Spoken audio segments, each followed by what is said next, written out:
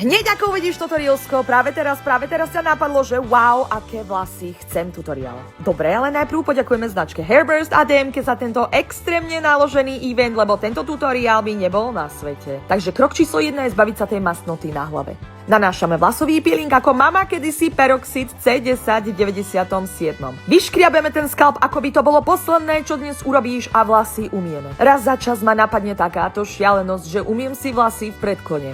Po 35-ke je to to isté, ako ísť na kolotoč. Na čo? Po umytí vlasy presušíme tancovaním na 87% a potom vlasy vypúkame na tenšiu gulatú kefu. A potom prichádza niečo, čo si tiež nevidelo 97. Penové natačky z DMky, ktoré keď ste videli máme na hlave, došlo ti to stupidné.